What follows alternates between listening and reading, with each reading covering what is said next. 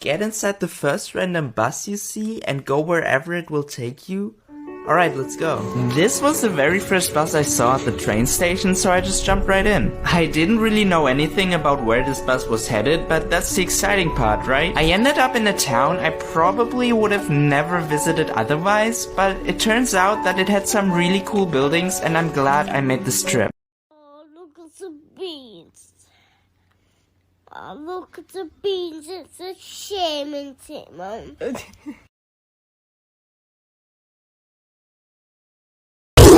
My life, my rules, my style, my attitude. You love me or hate me, I don't care, but don't play with me. People don't realize how hard it is to draw a polar bear in terms of contrast, proportion, just the subtlety. Only a master can pull it off. I call this one Polar Bear in Snowstorm.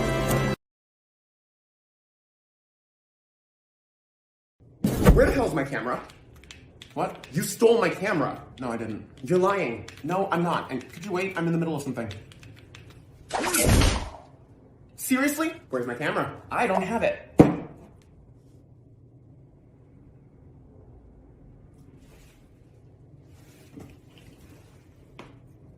Oh, that camera. Don't touch my stuff. Dick. That was my last controller.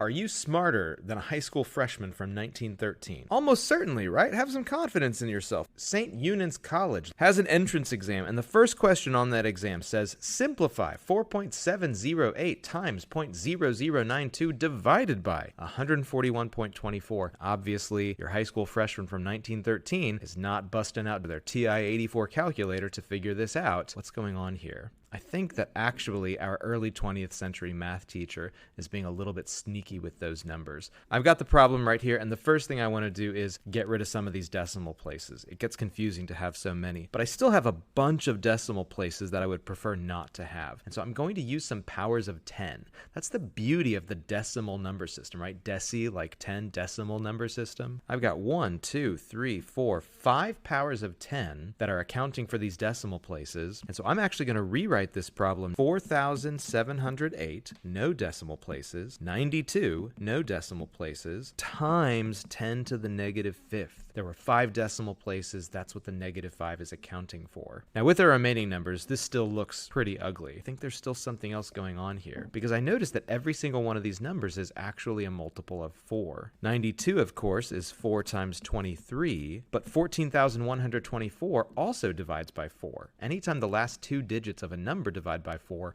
the whole number divides by 4. This ends up being 4 times 3,531. Up here, 4,708, we can also write as 4 times something. 4 times 1, 1 leaving 3, 7 leaving 2, 7. That's interesting, because 1177 is a multiple of 11. Maybe there are going to be some other cancellations we can do here. This is actually the same as 3 times 1. 3 goes into 5 once, leaving 2. 3 goes into 23 7 times. You sneaky devil, early 20th century math teacher. You hid several multiples of 1,177 in here, you dog. 1177, cancel it. 4, cancel it. What are we left with now? The 4 and the 23, of course, came from the 92, so whence to the 92 they go. 92 divided by 3 times that 10 to the negative fifth. 3 goes into 92. 30 times, leaving 2/3, that is 0.6 repeating, times 10 to the negative fifth. So there you have it. Are we as smart as a high school freshman hopeful from 1913, 100 years ago? I would say we definitely are as smart, but I would also recognize we have different tools. We would typically never ask an 8th grade student to do this because they could just type it into Excel or a computer or a calculator. And in the same way that because of the tools we have now, we have capabilities we did not use to have, you could imagine a student 100 years from now watching this and thinking, oh my goodness, I can't believe what those kids in 2021 were capable of doing. But it's all about the tools that you have. Make the most of the tools you have and let God take care of the rest.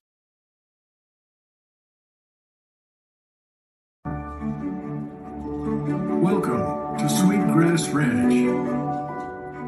Sweetgrass Ranch, on the edge of the Black Hills of northeastern Wyoming, holds a coveted designation as an end-of-the-road ranch.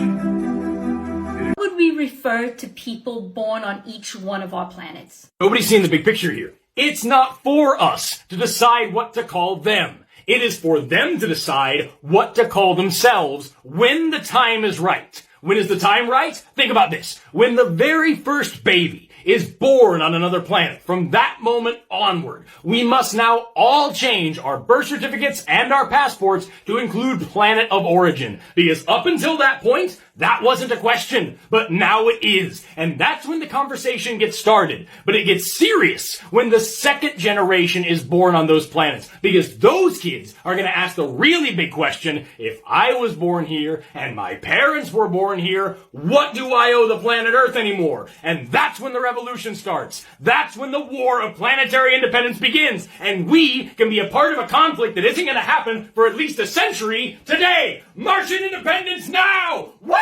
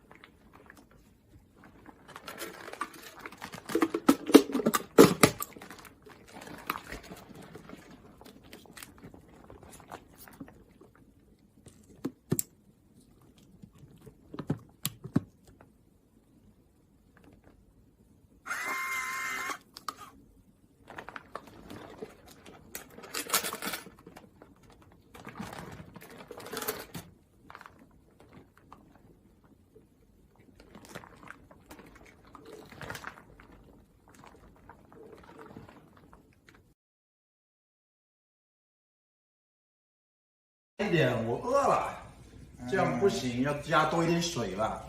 不行就辣嘛，多一点肉才会饱啊。哎呀，太多肉就会爆起来。